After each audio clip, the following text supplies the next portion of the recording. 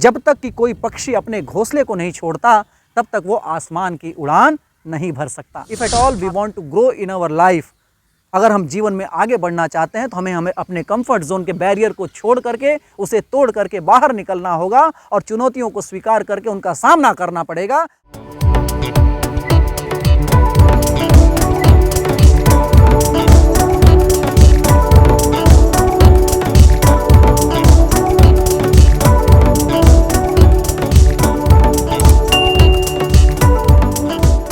सादर जय श्री सीताराम। रघुनाथ जी का वनगमन, श्री रामचंद्र जी का वनवास हमें आखिर क्या शिक्षा देता है?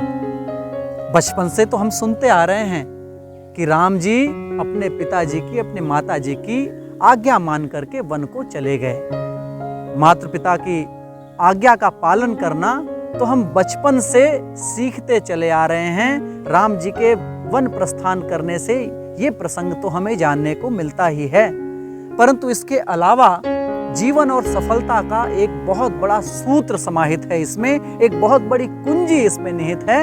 वो ये कि जब तक हम घोंसले को छोड़ेंगे नहीं, जब तक कि कोई पक्षी अपने घोंसले को नहीं छोड़ता, तब तक वो आसमान की उड़ान नहीं भर सकता।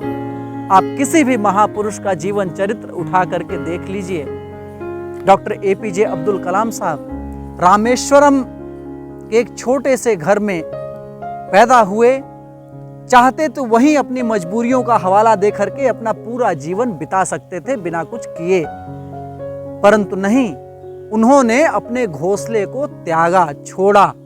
जैसे कि नित्य प्रति पक्षी अपने घोंसले को छोड़ते हैं, बाहर निकलते हैं, आसमान की ऊंचाई को नापते हैं, अपने जीवन यापन की वस्तुओं को संजोते हैं और फिर सांझ परे घोंसले में आ जाते हैं। ठीक यही काम डॉक्टर APJ अब्दुल कलाम साहब ने अपनी परिस्थितियों को रौंदते हुए उस छोटे से ग्रामीण क्षेत्र से बाहर निकल करके अपनी शिक्षा दीक्षा ग्रहण की और आज मिसाइल मैन के नाम से ही नहीं बल्कि भारत के राष्ट्रपति के रूप में भी हम सबके बीच में विद्यमान हैं। रघुनाथ जी का वनगमन भी इसी शिक्षा से भरा पड़ा है। राम जब वन गए तो मर्यादा पुरुषोत्तम श्री राम बन गए।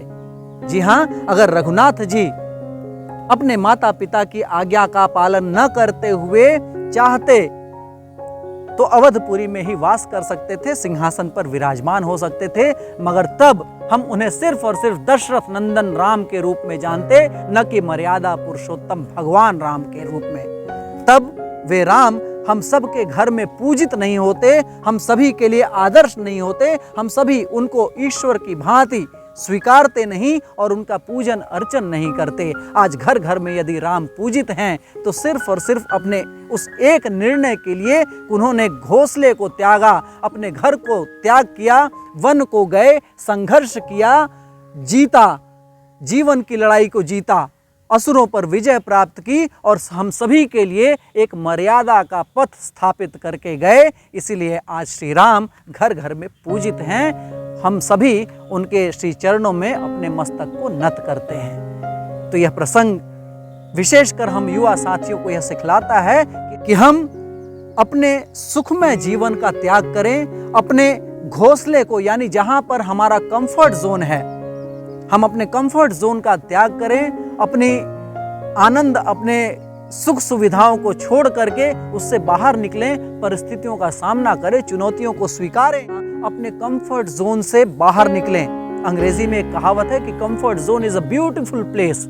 Comfort zone is a beautiful place but nothing ever grows there. बहुत ही खूबसूरत जगह है, बहुत ही आनंददायक जगह है, बहुत ही सुखमय जगह है कंफर्ट जोन हमारा, जहां हम रहना चाहते हैं, जहां से हम बाहर नहीं निकलना चाहते, लेकिन वहां पर कभी कुछ भी उगता नहीं है, वहां पर कुछ भी ग्रो नहीं करता।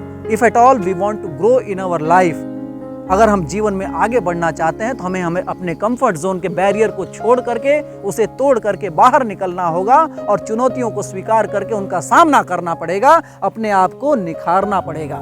जितना तपता है सोना उतना आता है निखार। तो हम आइए स्वर्ण की भांति कांतिमय बने, चमके दमके और अपने आलोक से इस संसार को भी आलोकित करें। इसी शुभकामना के साथ आप सभी को सुखमय जीवन की बहुत सारी शुभकामनाएं। सादर जय श्री सीताराम।